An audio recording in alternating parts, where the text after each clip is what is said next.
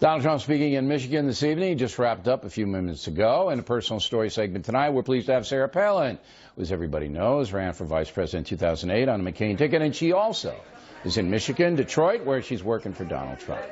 So do you have a prediction for us on Tuesday, Governor?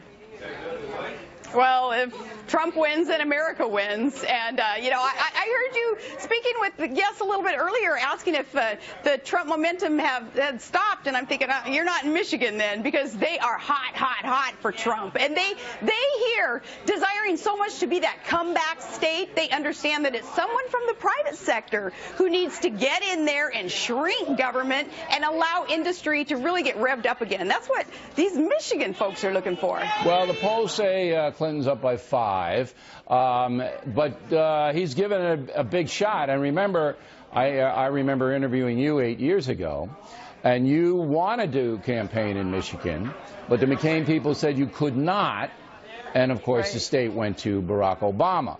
Do you feel, and are you willing to make a prediction, that Trump will carry Michigan this time around?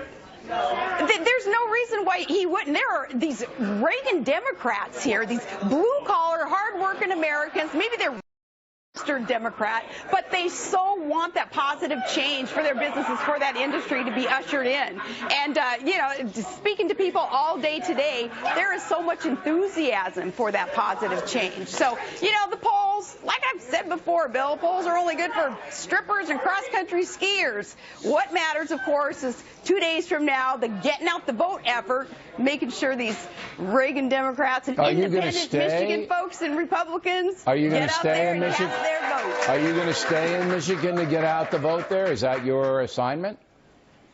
I think my assignment is I move to another locale tomorrow for a couple of events, and I don't know all that inside baseball stuff. Well, you got to know where you're going. About how the campaigns work. No, Bill, believe it or not, you don't know where you're going sometimes. You go where they suggest you go. Well, all right, you're a good soldier for them. Or you go rogue. Now think back 2 years ago, 48 hours before the vote.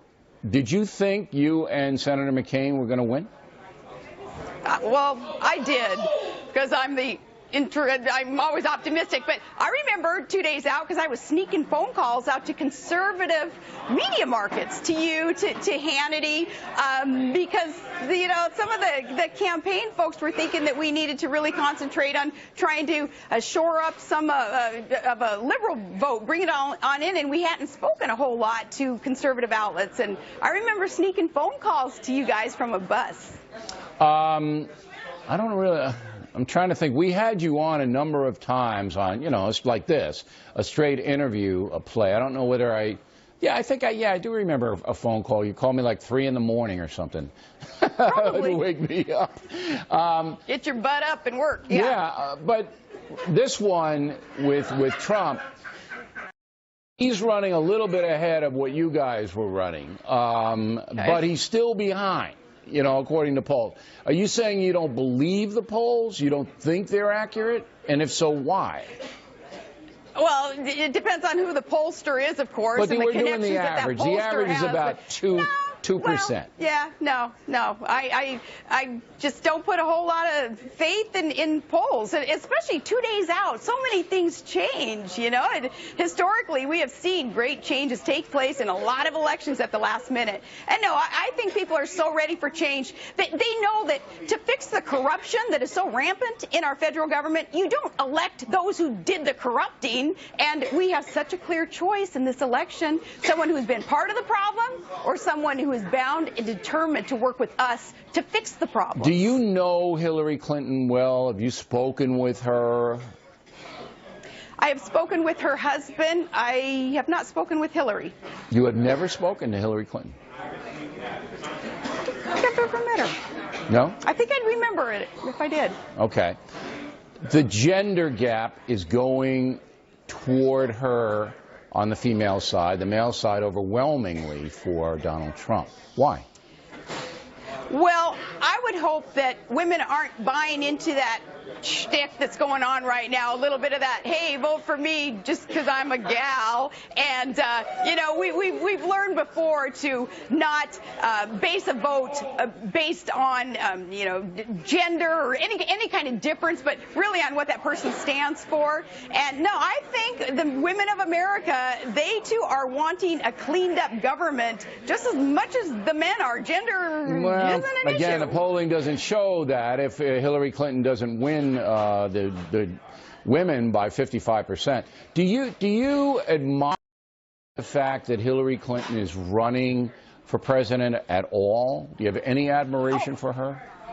I have admiration for anyone who has that tenacity, that drive to get out there and offer themselves up in the name of service to the American people. But no, not when it comes to Hillary specifically, no. Do you think she's a corrupt woman? Yeah, in a lot of ways she is. So you agree with Donald Trump when he says crooked Hillary and she should be in jail, and you agree with all that she isn't an honest individual? You know, two days out, Bill, I am not here to indict Hillary Clinton. She's going to do that herself. And I believe that many more things that will come to light, people are going to realize that, no, she shouldn't be our leader.